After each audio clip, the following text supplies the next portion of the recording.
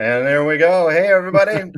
Bienvenidos. Welcome in. We're going to talk about Guy Gavriel Kay. And to help us do it, it's Josh from Red Fury Books, who's responsible for this video happening at all, because without Josh, there's no way I would have been reading Guy Gavriel Kay, certainly not this soon. Josh, thank you so much for recommending this book. My pleasure. Just like I said right before we came on, anytime I get a chance to talk about Guy Gavriel Kay, just count me in, because he has quickly become my favorite author. He has just blown me away over the last 2.5 years. So I'm excited to talk about this one because this was my first Guy Gavriel Kay work as well. Okay, so this was like your virgin experience. It was, yeah. Okay, before we talk about us, I want to talk about everybody else real quick. Yes. So, boys and girls, we are here with the stated objective of trying to get you to buy Lions of Al-Rassan if you haven't, simply because it is absolutely amazing. And you get these books recommended to you and you think, okay, gee, well, maybe kind of, sort of, I need to drive this one home. Wow. So, Josh, do you want to start off with why you think people should read this one? So in general with Kay, I love the writing, and the older I get, the more important prose style is to me. I appreciate the craft a lot more. You hear a lot of people talk about Kay. You hear a lot of authors, I should say, talk about Kay as their favorite author. And they say he's always, he's one of those people that is your favorite author's favorite author is Guy Gavriel Kay, because authors, I think, are often attuned to really how the sausages are made. They see the craft behind it, and they read. Look at he's using parsley. Ooh, yeah, and they realize what a master this writer is. So for me, that's part of it. Yeah. I'll tell you though, with me and Kay, something I struggle with as a reviewer is, well, one thing I'm good at. I'm very good at, if I don't like a book or it doesn't work for me, I know exactly why, and I have no problem respectfully, talking about it or saying why a book didn't work for me. I struggle sometimes to identify, when I really, really love a book, what it is about the book. Because it's easy to say, all the characters, there's easy answers there, but I always want to get the hard answer. And I figured out, it took me several books before I realized, for me, what I love most about Guy Gavriel Kay is, in his writing, it's his voice. It's his narrative voice, that he tells so many of his stories from a historic lens, where somebody's telling the story about this happened long ago, and it's important. And it's that strong narrative voice for me that when I read a work by Kay, I feel like, unlike literally anybody else, I feel like what I'm reading is important. I may read a great book and enjoy it and, give it 5 stars, and I love this book and everything. But when I read a work of Kay, I feel like this is different. Yeah. And this is one of his S tier books for me. And I feel that it's an important book. So that's the number one thing for me, is that just his lyricism of his prose, his way that he just does world building and character, and it's so organic into the story. His settings come alive so well because they're based in Earth's past, so you don't have to necessarily work as hard, maybe, as everything were brand new and outlandish. But all of those things wrapped together for me just equals just an author that's has no peer in my opinion. And I don't know I don't know if I held that, raised the bar too much there, but that's how I feel. I think it's risky to oversell it. However, I completely agree with you. So it becomes really tough. So without wanting to oversell it, I completely agree with you. I think number one is prose. Mm-hmm. If you love prose, if you love the words themselves and the way that they are constructed and how that part of the storytelling goes on, I don't think there's anybody better. Yeah. Hub has a magnificent way of hypnotizing you and bringing you in, and Kay's got her beat in both cases so far. And I'm not saying he's a better writer than she is, but that his prose is poetry. Yeah, it And really is. it's not poetry that pushes you away. It does what poetry is meant to do and suck you in. Yeah. Yeah, and it's just very lyrical writing style, but it's not dense and it's not flowery, even though it is poetic. It's very readable. It never gets purple. Yeah, It never no, becomes not at purple all. prose. Yeah. And then the other thing is agreeing with you and kind of, I guess, adding on to it. I hate to use the word world building because Sure. world building means so many different things to so many different people. And usually it's one of those things that I'm like, I don't care about the world building. You know, make me feel, I don't even care if you make me feel like it's grounded. If you're telling me a funny story, great, let's go ahead and go. You're Sure. being funny. If you got my attention, I don't care how you got there. But I mean, I have never been part of a story, and I said that, part of a story that makes me feel more grounded in the world. I smell the dust, I hear the vendors in the street, and every bit of it feels so approachable and like, yes, this is a real place. I feel like I am reading historical fiction. Yeah, and I mean from that lens, and I think that's one reason why maybe he's so effortlessly brings his setting to life. So if we don't want to say world building, we can just say setting, pretty Sure. similar. But I also feel that he does it in such a succinct way. I mean, Lions is what, 500 pages. All of these standalones, 500 pages. He's able to establish his setting in a way that a lot of fantasy authors don't do in an entire trilogy. I So completely agree. yeah, there's just Actually, an here economy. we can do a visual example. This is what it feels like to read Lions of Al-Rassan. There you go. This Yeah. is exactly. For those of you who don't know, it takes place in an environment that is very much like Spain during the Reconquista and the era of El Cid. And I'm not going to pretend I don't know anything about that period in Yeah, history. even the map, Right? It's like, the Iberian Peninsula. yeah, that's Spain. Hey, those mountains on the sides, I know there were some elephants that went Yeah. over that at some point, but yeah. But not knowing anything about the Reconquista had absolutely was no barrier whatsoever in getting me into the story. And I need to trump what Terry said here. I hardly notice the writing and just live in the story. And he's got that hub thing where the hypnotism happens and you just whoomp and you're gone. You don't exist anymore and you're just part of the book. Yeah. Do you want to show off your Also, yeah, so you got to have the books to show off. So Kay, this was my first book by Kay, and I have this one now. I sprung for a fine first edition hardcover because I'm collecting all the hardcovers because for the first time in 30 years, I have a new favorite author, and it's Guy Gavriel Kay. And I said I have to have all of his books hardcovers. So I have a bunch of first editions, which is pretty cool. A lot of them I got. This one I paid for. A lot of them I got at a pretty good price. But yeah, I mean, my favorite author since I've been about 20 years old has been Stephen King, and Kay's bumped him off the perch because he just again, it feels important when I read his works. I just feel like what I'm reading is just so much more important, and just recognizing the skill and the craft that he has. It's special to me. So yeah. Well, and he has. I only wrote down one note, and so because I wanted to make sure that it got said. I have never read an author who can make you feel nostalgic for a place that never existed. Yes. There's this weird, it's that poetry, it's that sense of depth and scope and its place in history.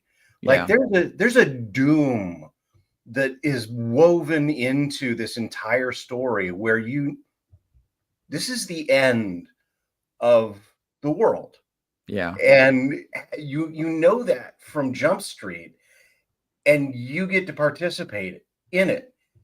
And I just think it's absolutely phenomenal. I mean, I think the first sentence is the last, what is it, the last Caliph of Al-Rassan, the assassination of the last Caliph of Al-Rassan. You know, you just the opening sentence is, "This is the end." Yeah, he gets you in right away. But no, it's funny you mentioned nostalgia. I heard the best description of Kay's works by Janie Wirtz. She called his works lyric nostalgia.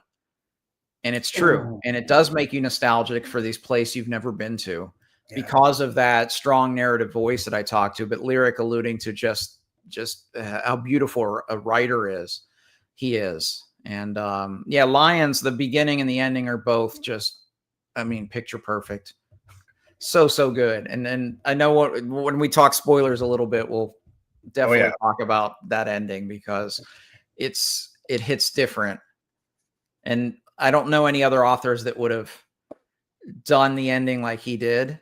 Like maybe 1% of authors, and like more should do it. At least if they could, because it's just it doesn't unfold at the end like you would expect.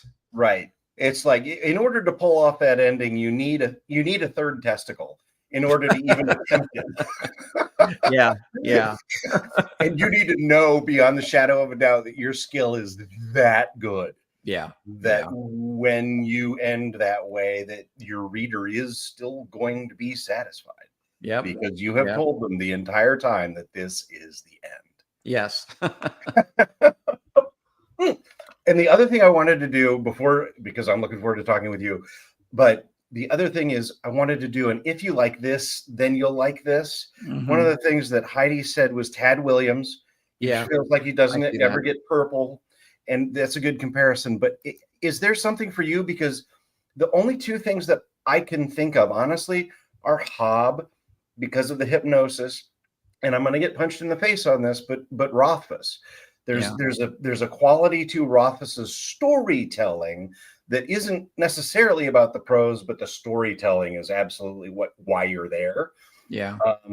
What am I missing? Because your depth and breadth of knowledge is so much better than mine. That's really about it. I mean, I would put Tad Williams. I would put Hobb. I haven't read Rothfuss yet, so I can't include him yet. But I mean, everybody talks about his prose and his writing style. I mean, but it's when you're at the top, one of the ones at the top, there's not many peers. No. And it's almost like you have to look more into historical fiction because there's a historic basis, but I haven't encountered anyone in historical fiction that necessarily has that poetic kind of writing style that draws you in to connect the characters as well. I mean, there's some great historical fiction authors I could certainly name, but I don't feel quite on par with this guy. Right. And lyrical is not usually what you're looking for in historical fiction. Like when I think of historical fiction, I think of Michener and Cavell. Cavell can do that and draw you in, but he's not selling the same thing. Yeah. Right. Yeah. He's selling you very much a real time and a real place. Yeah. Yeah. Oh, we're not going to get into this conversation. One day. Yeah, I'll get to it at some point, Heidi. I mean, it's one of those books. I mean, I feel like I have to read it. And I've also heard that he writes music well, which I always appreciate that. So I definitely want to read it. But I mean, not to throw shade, but he's not in a hurry to finish the third book. So I'm not in a hurry to read the first one. I don't think you're wrong about that. Yeah, I'll get there someday. At this point, there is no way to read that without having it been overhyped. True. There's no way that it can live up to what everybody has said. Yeah. So you're kind of screwed walking in the door. It's like watching Crouching Tiger, Hidden Dragon a month after it opens. Like you've heard so much about it. It's always my example. Yeah. All right. Oh, so Josh and I are both begging you right now, please go to Amazon or your favorite bookstore website and please just buy this book. All right. I cannot recommend anything more highly, and it's because of Josh that I read it. But oh my gosh, avail yourself. And if you don't like it, come and punch me in the face. It's fine. But and the other one I want to do is, if you are not into prose, if you are there for the grimdark, if you are there for the magic and the magic systems, don't. Right? Just let this one go, because there's a guy who is in my real life who reminds me very much of Josh, and he and I have become very, very good friends over the course of the last year. And he's one of these fantasy guys, and he reads a lot. And I said, "Oh, you got to try this." And he got to the end of part 1. He was like, "Why did you give me this?" I was like, "Oh, okay, wrong kind of fantasy. Got it." I mean, I would say there's some dark moments in this, though. I mean, there's a shocking one early on, and he doesn't shy away from those kinds of things. But the magic is it is notable. Like, if you are a Sanderson hard magic fan, like, you're not going to like Kay. No. A critic described his works as historical fiction with a quarter turn to fantasy. Yeah, and he's embraced that himself. Yeah. And that's kind of what it is. There's magic here. You could say that. I mean, there's kind of a character that has some clairvoyant traits. And then you could also say that the medicine is kind of magical, like the way that, the doctors kind of heal some people. There's some magical traits there, but it's very minimal. So right. If magic is your thing in fantasy, yeah, Kay's probably not going to work for you. But I mean, all the other trappings are there. And yes, it may feel to some readers more like historical fiction because of that, but it's still a secondary world. There are a lot of analogs to our world. And Kay has a very famous essay on his website that, if you haven't read it, definitely go read it, because it tells you why he does that and why he chose to do that and not just write about El Cid and whatever. I'd love to ask him how he picks his settings, though, because they're very far flung. And I found out just reading all these works by Kay is that my knowledge in world history sucks. Yeah, right. It's like I know U.S. history, but he doesn't set any in the U.S. because that would be dull. But the all of the settings, like, I don't know the inspirations. So when he deviates from the history and does things differently, like, I don't know it happened, except for his latest book, which was in France, and I kind of know some of that. But so someone asked me that as well. I was like, well, I don't know anything about, like, in the case of this one, like, I don't know anything about medieval Spain. Well, I didn't either. Right. And you not don't an obstacle. Yeah, you'll be okay. The other thing with Kay is he doesn't always do, if you're a big action sequence, if you like one right after another, Kay's probably not for you. He does give you action sequences, but what he often does in between is he gives you time to process them and to think about them, which is what I prefer as a reader. I get exhausted by the authors that are boom, boom, boom, boom, boom, boom, action, action, action. For me, it's the moments between where there's the reflection and the time for you as a reader and the characters as well to kind of process and understand what happened. And he does that. I mean, there's definitely action in here. There's less than you would expect. There's a bandit raid. Yes. So, I mean, that's another thing. If you're someone who wants wall-to-wall action adventure in your fantasy, Kay doesn't really do that. Right. And the other thing that I'll say is usually his action sequences are about something else. Right. The action is great, but the reason we're having the action has to do with the characters or the plot. Right. It's not, you're not just there battle for battle's sake. And he's either creating an allegory. He's not just moving the plot forward. He's either creating an allegory or using it as a pivot point for one of the characters or as a reflection for one of the characters. Yeah. And I mean, that happens in fantasy, maybe not as often as what Kay does with it, because he does make it as a vehicle for character growth or world building or whatever it may be. So that might not be unfamiliar, but maybe the depth might be a little unfamiliar, or the breadth of it, because it's, you're right. It's not just, we need to have a battle here. Let's do a battle, Hey, we've been 4 chapters without a battle. We got to have something. Yeah. He is never concerned about losing your interest. No. I mean, one complaint I've heard with this book, though, is that the middle does drag a little bit. I wouldn't say drag. I don't like that word. It slows down. But as a fan of Hobb, I prefer slow burn fantasy. It's pretty rare that doesn't work for me if I'm getting other things that are meaningful. So with Kay, you're getting, great writing, but you're getting a lot of learning about the characters and through the characters in this book, because we have almost the personification of 3 different religions through 3 different characters.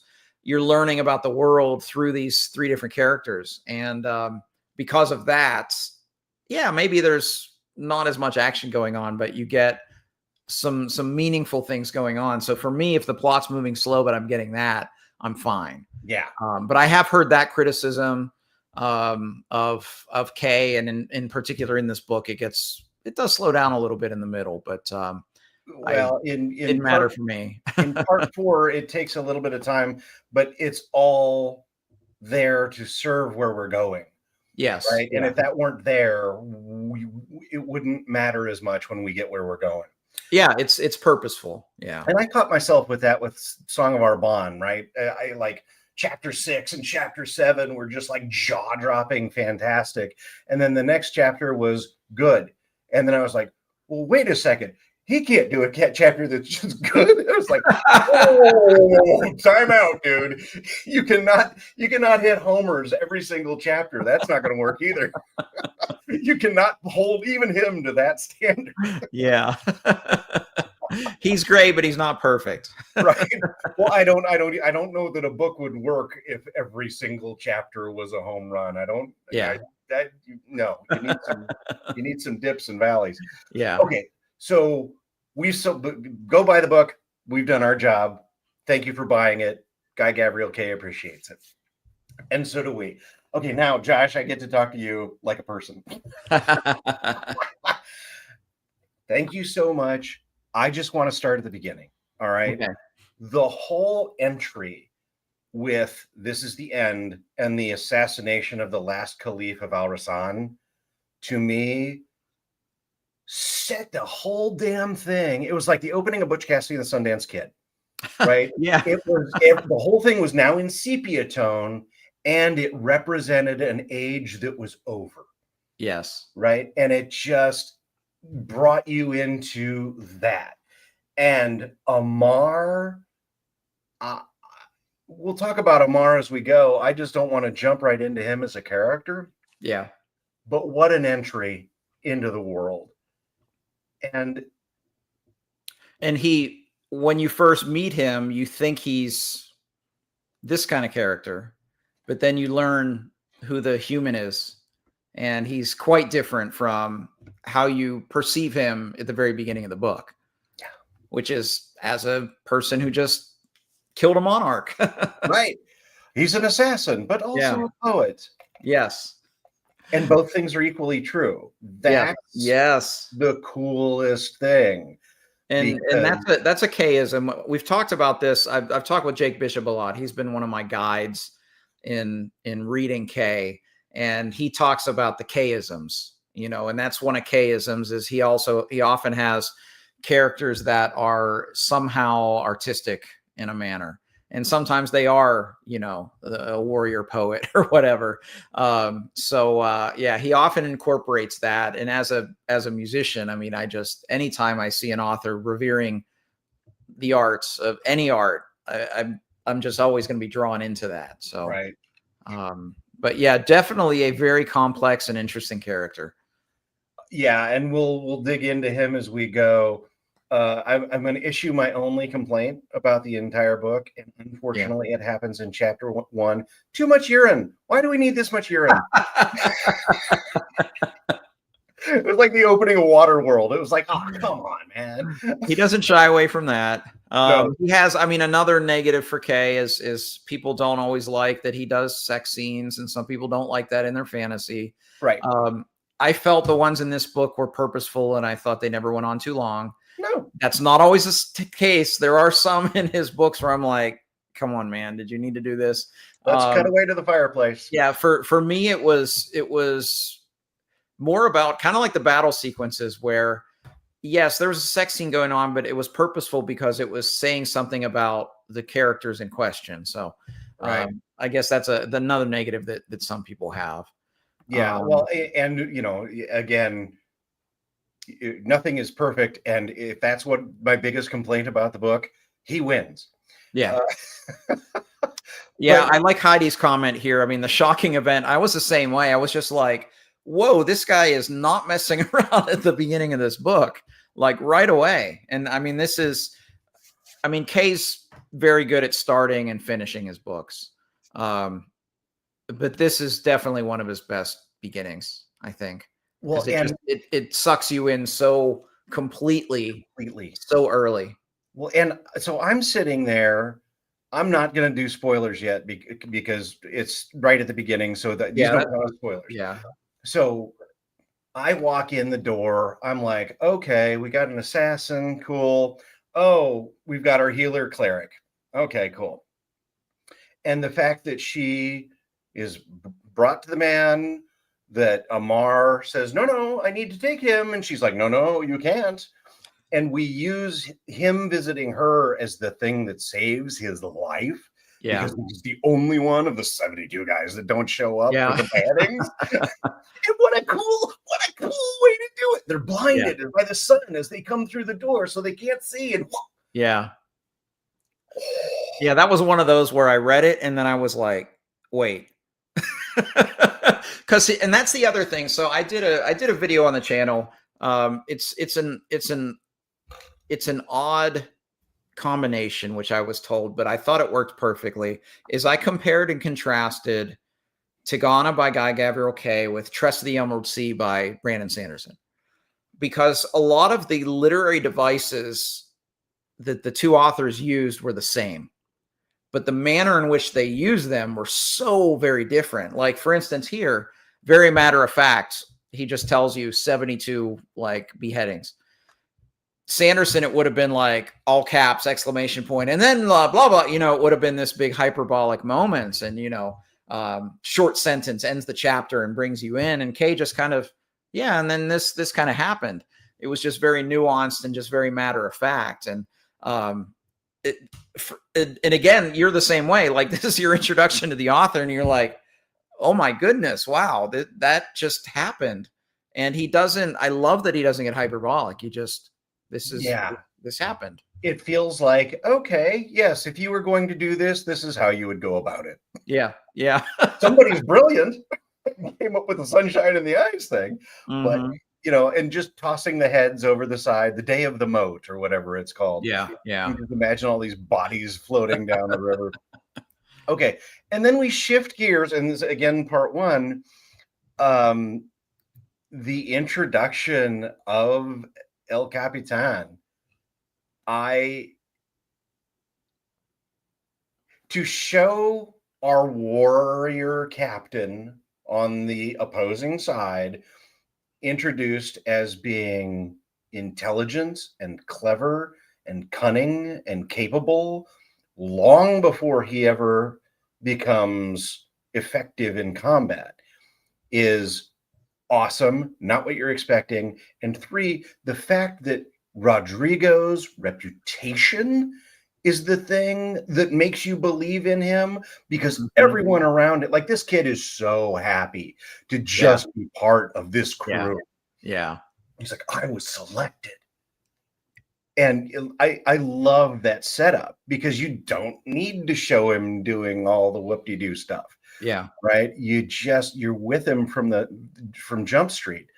And I love when authors use that technique where they inform kind of the greatness. I mean, Rodrigo's a tremendous character, tremendous person. I mean, I love the character to death. When you see them through the eyes of others, I love that, because that often informs you so much about the character. So even before we truly meet him, we kind of revere him a little bit. Yeah. And Alvar, I mean, he his introduction was awesome, and then the scene with Rodrigo as well, like, told us a lot about that character. And the whole kind of tete-a-tete going with the Dorada family, and the kid being witness to that, backed up immediately by the thing that no one ever does, which is a joke. And they do the stirrup thing, right? And he has to ride for like 3 days with his stirrups, so you can leap out of the saddle faster. Yeah, Kay's got humor too. It's very subtle, just like Steven Eriksson's like that too. He'll do those subtle, really funny stuff in there that doesn't always draw attention to itself. But yeah, Alvar was a really great character too. Yeah, really, we get our big three, and then Alvar could kind of be like our fourth.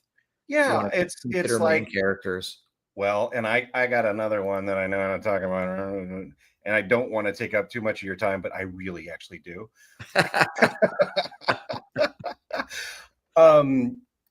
We get to the village, we light the fire, we let them know we're here.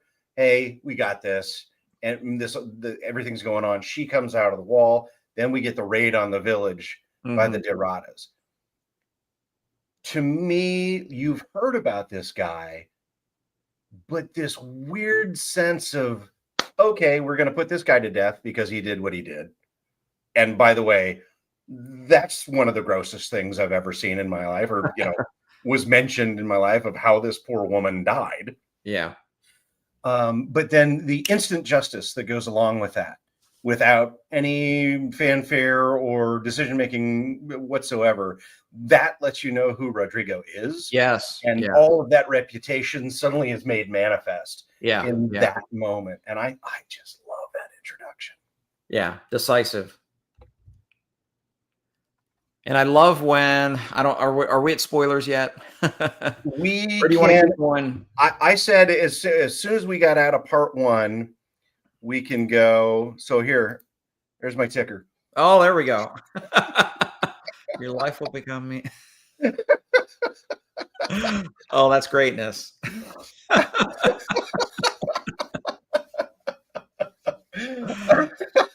That's great. Right. And then we've got our sponsorship. Now, talking about Rodrigo, I mean, you talk about how before we meet him, we get his reputation. For me, it's when him and Amar come together.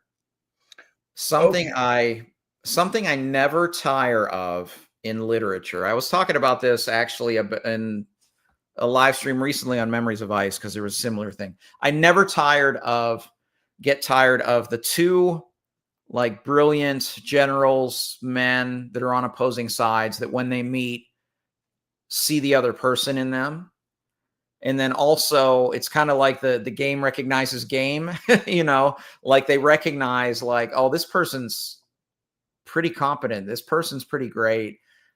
If things were different, this might have been a friend or someone I could have been, part of their, part of their army or their entourage or together.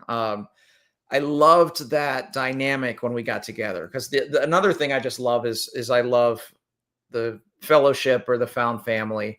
And it was such an interesting collection in this book, getting Jahane and Amar and Rodrigo together.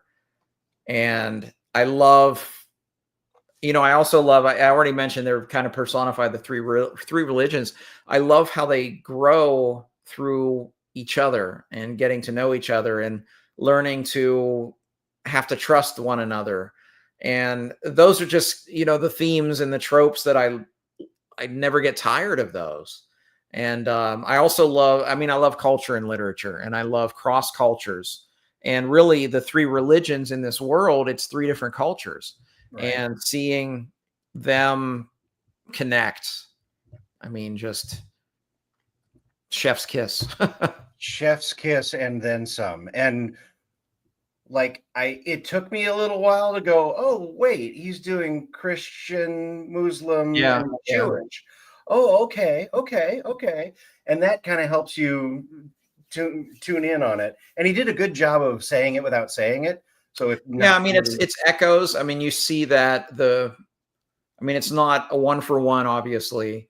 You see echoes like the Kindath, which are based on Judaism. They're people that don't have their own land, and they're often put in their own quarters and cities. So you kind of recognize that. But, you do recognize the manner of religion is very different between the three, but they are stand-ins. You know, the Jadeite is Christian and the Asherites is Islam. So he does enough to make it familiar, but enough to make it different that I think if you were trying to be critical, there's enough difference there, I think, to make it work.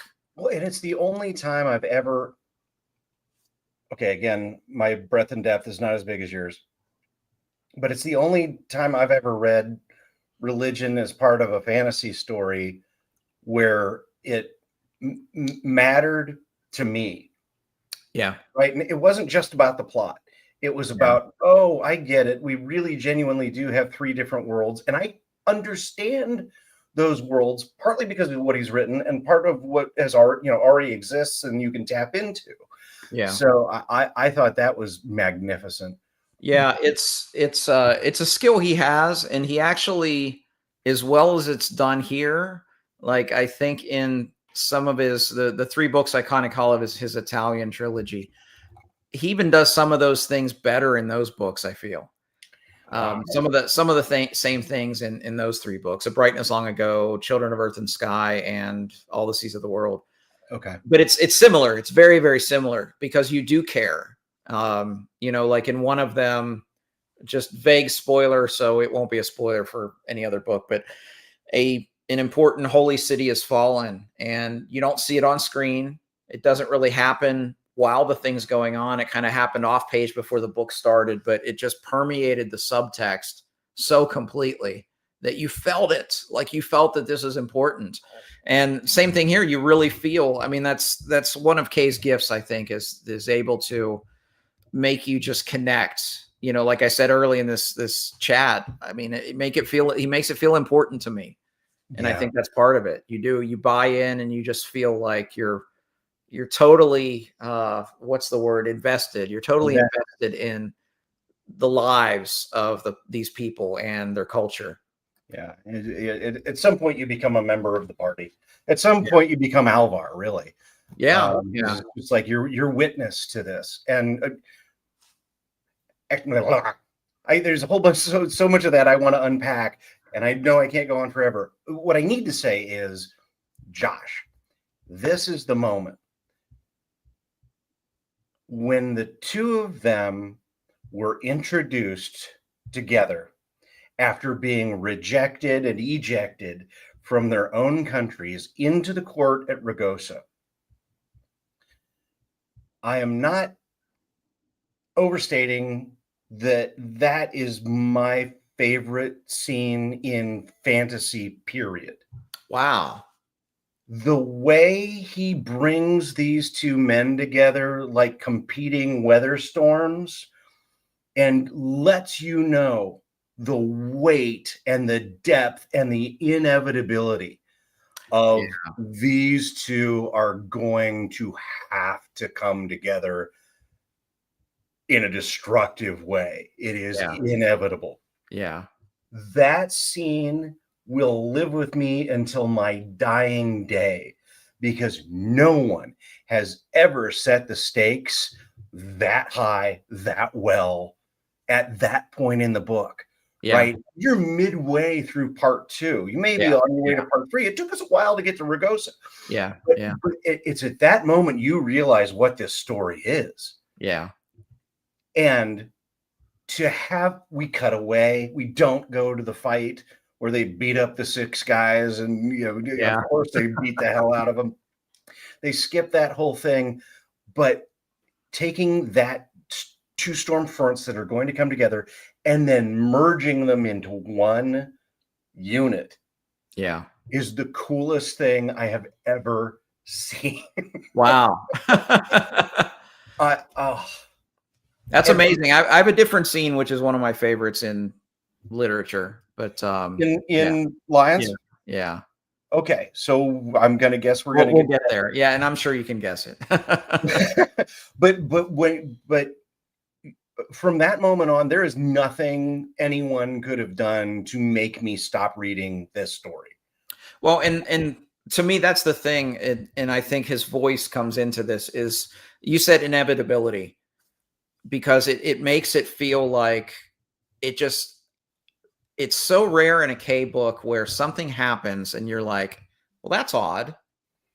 It just always feels organic. It always feels real. It always feels like, yeah, this is where the story goes, even if it's a big plot turn. I mean, he has big plot turns all over the place. I mean, he hides some of them in this book with some literary tricks, but right. Anytime that happens, it does feel inevitable and it feels natural. I think so often when you read any genre, not just fantasy, where something happens, you'll maybe a plot turn or a character turn or something comes together. You're like, that didn't feel organic. That didn't feel earned. That didn't feel real. And here it just, I love the way you said it, inevitable, because I think that's the perfect way to talk about how these worlds collide in this book. Well, and from like, a storyteller's perspective, I have never seen anybody foreshadow that blatantly. So much that it's we're not hinting, he goes way over the line, and in going way over the line, in letting you know that this is where this is going to go, that sense of doom, it's like at that point it becomes a Shakespeare tragedy. The doom is coming. And the brilliance of the story is bringing the two of them together. Yes. Making you love them together so much that you convince yourself throughout the entirety of Act 3 and Act 4 that it's gonna be okay. They're together. They're fighting bandits. And it's just like, oh my gosh. And Heidi used the word bromance, right? And I absolutely hate that word because it strikes all the wrong tones. But I get why people use it because it's cute. It's accurate. Yeah. Butch Cassidy and the Sundance Kid was my favorite film of all time. Yeah. The same holds true here. Yeah. Because the relationship between the two of them, she's Catherine Ross, right? She's in love with both of them. Yeah. That whole thing comes together as a perfect, and people warn you away from love triangles all the time, but it's still the strongest shape. And boy, you want to talk about an example of doing it well. And it is. It's a unrequited love triangle. Right. Because Miranda, amazing character, love her. That's my fifth. But of course, I mean, Rodrigo, as brilliant as a character he is, he has to have a wife like her. Oh yeah. So I mean, yes, there was chemistry and there was love there, but it was unrequited because Rodrigo Miranda. It must be. But I think I never push back too much at love triangles. It's maybe it's overdone in YA, but I think it's I think in YA it's become such a trope. It's become a trope. It's like garbage time. But I always push back. I mean, Arthur, Guinevere, Lancelot. Like we've had nobody complains about that love triangle, and that's like the originator in our genre, or at least one of them. So I it's what happens when you put it in the hands of a master. Otherwise it's just a trope. Yeah. Otherwise it's just a bromance. Otherwise it's just a love triangle. And with Kay, he's got you caught up in so many different colors that you just swept away by the whole thing of it. And we talked about Miranda, so I gotta talk about Miranda. Opening of Act 2, hey, let's go kill his wife and his sons because they're defenseless and alone.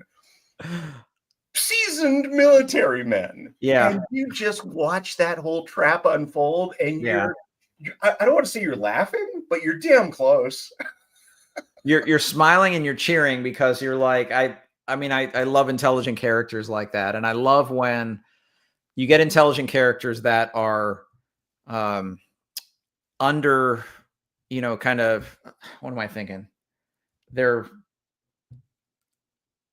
good, underrated, kind of, not underrated, but they're not taken seriously enough, I guess. They're dismissed too easily. Yeah. She's just a woman. This will be easy. Yeah. No, she's fine. Oh, she's fine.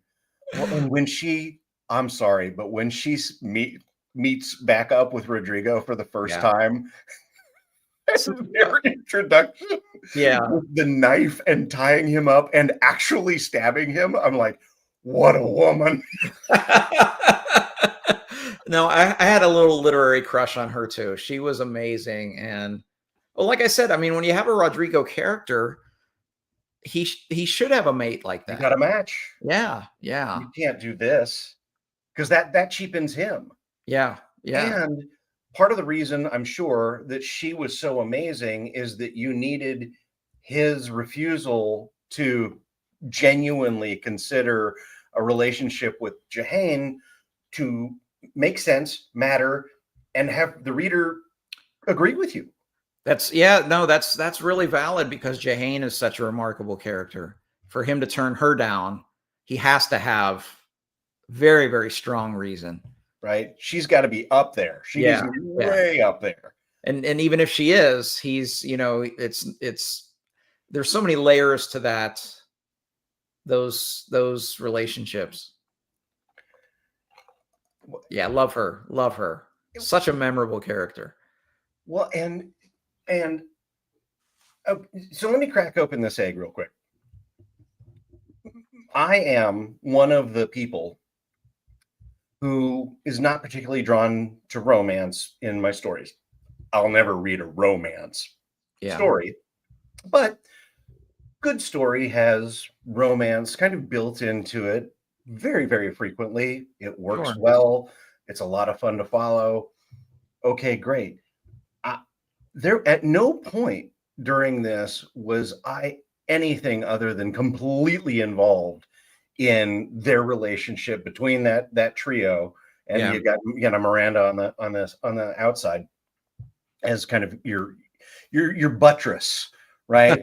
Because Rodrigo is honor, and he would never step over that line. And like even with the scene with the masks where we get really close, it's just like, no, it's not going to happen. And for him to make me really invest in a romantic story, ooh, baby, you have magical powers, sir. I'm the same way. I'm not going to gravitate towards a romance novel, but I do appreciate it when it's written well. Yeah. And it's certainly written well here. So I'm sorry, I've got my list. Oh, I wanted to make sure we talked about the assassin because it's easy to. This is the problem. I liked Rodrigo so much that it becomes a little bit easy to put Amar in a second place, and he does not deserve to be in the second seat. The assassination of the king of Carthada. Yes. Right? That thing was the freaking coolest ever. And just the way it was written. Oh, yeah. Yeah. And the balladeer is terrified because the last balladeer has been killed. But to the way that he manages to intelligently, without ever making me doubt the reality, yank the rug out from under me twice in one scene. Yeah. And it never felt like, because I've read things like that, where it felt like shocker. It felt like a literary trick. Like, the author is purposely deceiving me rather than just telling in a way that obscures, just like he does in the epilogue where you don't know we'll get there. But right. The same thing, it's for him, it's not a literary trick. It's a literary device. Yeah. That felt, it felt organic to the story. And I feel like, again, it comes back to what apparently is becoming a theme, where in someone else's hands, it becomes a trope or a gimmick. Yeah. And in his hands, it feels like concrete, that you're walking across a foundation that is unshakable. Yeah. And you're with him every step of the way. But to have that scene completely turn on its head and have the assassination and have him be the one to do it. Yeah. Yeah. And then to have the son turn right around and go, well, you got to go. And the son was a piece of work, wasn't he? oh my goodness. My Well, God. not as much as the third son. Oh, true. Like if I could throw away any part of the book, that would be it. I mean, obviously. Yeah. But I was, yeah, go ahead and chop off his hand. Feel free. I don't care. Yeah. Yeah. But the idea of, so again, a gimmick. Oh, the woman he leaves the kingdom with and abdicates and goes to Ragosa with is the same woman who Jahane's father saved and saved her baby. And blah, blah, blah, blah. Like that should all feel too convenient. And it's not. Yeah. No, Not in any way, because he's told you from the beginning who these people were. Yeah. Yeah. And to have that be the thing that brings the three of them together and kind of, again, I don't usually get involved in plot that much, but it's like, hey, you know what? We've got a scion here. What should we do? Becomes a nice kind of foundation for, because we start to go into the winter campaign and he's making us wait because he's doing what he needs to do with character during that point. Yeah. And it elevates that suspense during that period a lot. Yeah. Yeah. Is there anything? Okay. Sorry. I promise I'm going to keep moving. I promise. We got to get to the big scene. We got to get to the big scene. All right. I do want to talk real quick before we get into 4 and 5 is the bandit fight. All right. He managed to take characters that I barely recognized as characters, meaning the enemies. Sure. The Dune Raiders, whatever they were. And to see the attack from their side. That was, yeah. No, that's interesting. And that's something I'm sure you notice it a lot as a writer, but I'm always intrigued about who authors choose for point of views. And that's an interesting one because it's like you said, they weren't really important figures, but that was like the perfect lens to tell that story. So I'm always intrigued because I'm sure you have to, like, if you have your outline, you're like, okay, this is the next thing I'm going to write about. You have to think about very clearly, like, what perspective am I going to tell and unfold this portion of the story from? You know, and it's unless you're writing a first person narrative where everything's chosen already. Yeah, no choices. Yeah, it's very, very intriguing. And I feel like that's why he had to introduce them earlier, where we get a couple cutscenes with them, and it's like, okay, they're jerks.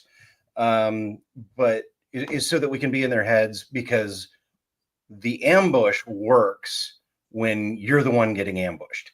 Yes. Right? You're planning the ambush, right? Yeah. There's nothing. You're just a lot of preparation and then a lot of H. Yeah. Okay, no surprises there. So if you go and flip it from the other side, and you see how effective they are as a team. Yeah. And that's what kills you in the end. It's like, this is the high moment. This is it. And it's, you know, stupid bandits in a stupid canyon, but it just, you're so happy. Like you wish that was what the rest of the book was. Yeah. Obviously you're wrong. You shouldn't wish that because it's so much better, but it's like, it's that high mark in that three-way relationship. Yeah. Yeah. Brilliance. All right. I am going to, and again, I need to say thank you again for making me read this, and you made me, because I'm not kidding. The meeting of the two thunderstorms is the best scene I have ever read, period. Yeah. And I just was gobsmacked by it. Okay, so let's go into El Finale. Yeah. Which finale would you like to do? The duel. The duel for me is, I literally read it because I was like, maybe I'll read my favorite line in this book on the live stream. And I tried reading it out loud and I got choked up by myself. So I'm not going to read it out loud, but the duel before. Well, now you have to. Yeah, no, the duel, just this line, I'll try. And so at the last, from far away, against the red and failing light, she saw a good man raise his sword, and she saw a good man fall.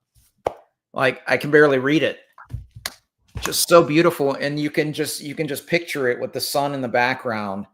And it didn't matter which good man fell and which didn't.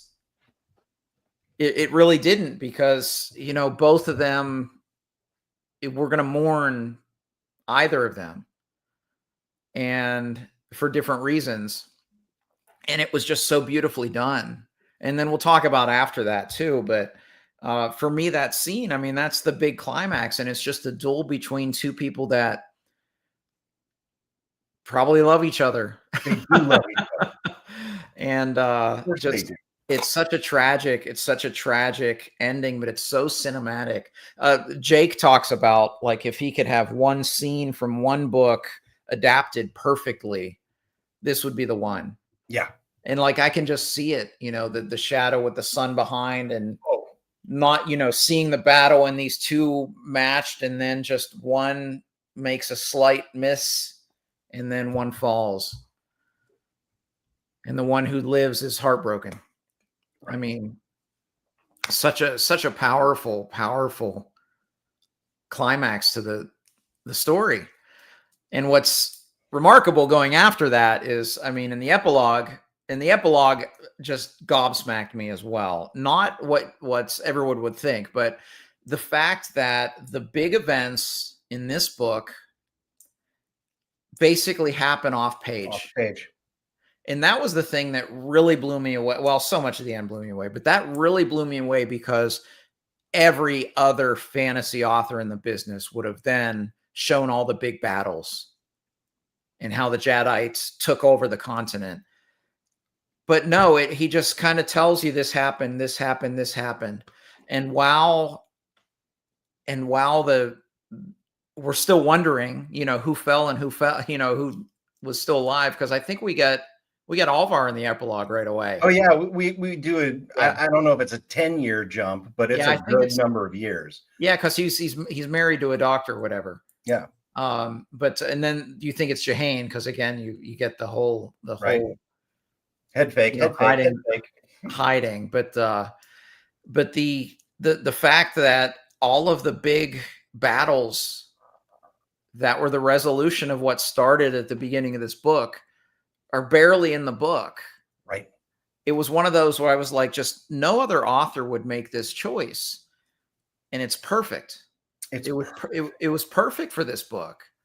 And would it work elsewhere? I have no idea. I don't know enough about the craft, but I just know that, like, this is better than like 99% of works out there where we would have seen the big battle sequences. Because the battle itself is inconsequential. Yes. Right? It's the relationship that's broken. It's the idea that two men who love each other can be forced to destroy each other because of their alliances, their allegiances, and their honor. Yeah. Two countries at war, and this is what happens. Two brothers, and one dies. Yeah. It's like the ultimate Civil War story for me. Yeah, it kind of is. And then he draws us out in the epilogue, and it was really well written. We still don't know whether it's Rodrigo, because we're in a different, I forget what city they ended up in, but they were further east. Yeah. And you know, just the way that he let that narrative come out. And then finally, you know, Alvar's married. Oh, but his wife's is somebody else. And then we see, oh, Jahane. And then we find out it was Rodrigo. And it's like, oh. And I would have felt the same way if it were Amar. And it doesn't matter either way, because the gut punch would have landed either way. And that's the moment that you realize how brilliant what you just read was. And I think it was the right choice. Because had it been Amar, Jahane wouldn't have been with Rodrigo. No, maybe it's the right choice for her. But yeah, the whole ending of this just gobsmacked me. Oh, well, and I also think it's the right choice. Like, my opinion matters, but I also think it's the right choice because everybody has to lose. And so Yeah. Rodrigo loses in the battle, and Amar loses because his culture is gone. Yes. Right? Yeah. And you all that remains is the poem. Yeah. Oh, another one.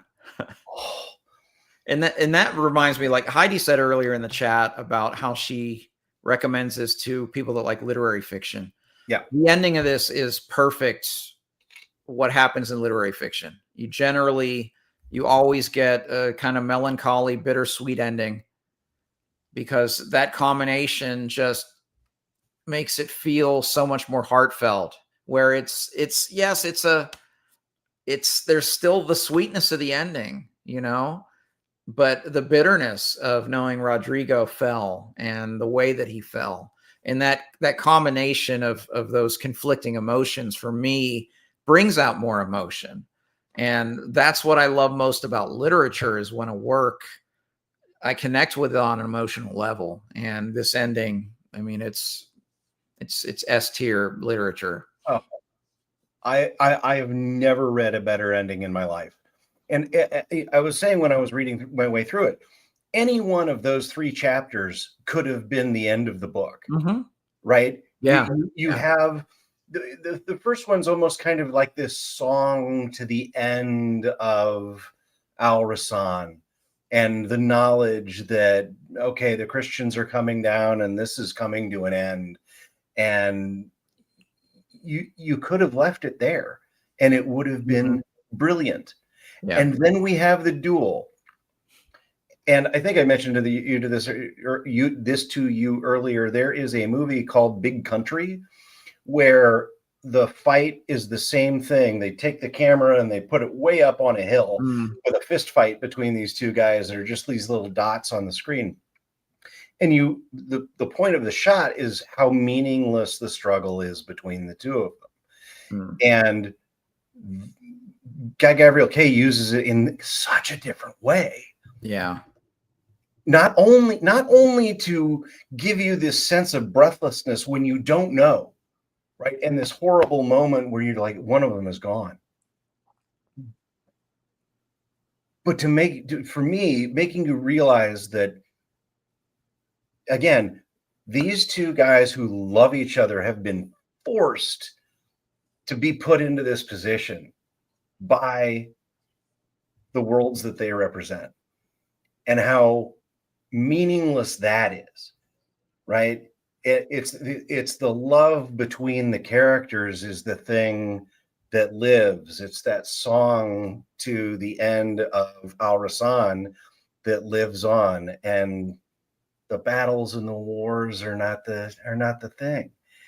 And the ultimate tragedy of having these two guys who love each other be forced to kill each other, Yeah, was just staggering to me. Yes.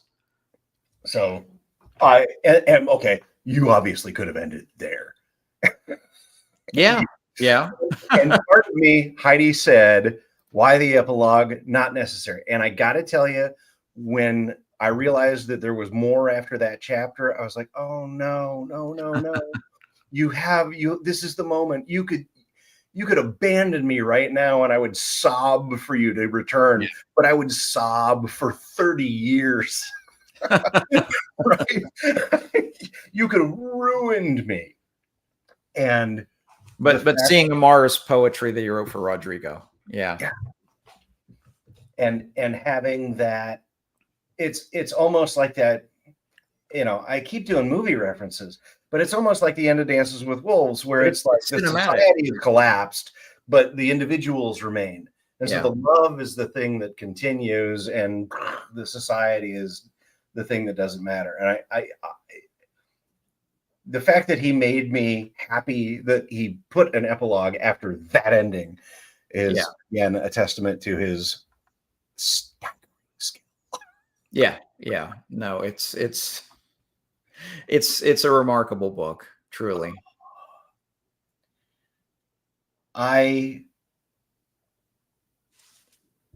Coming out of this and walking into Song for Orban. Like it's a little bit like that Hobb thing where, and again, your depth and breadth, but I walk out of Assassin's Apprentice, I'm like, what's the big deal? And then I get to book 2, I'm like, oh my God, that's the best ending I ever read.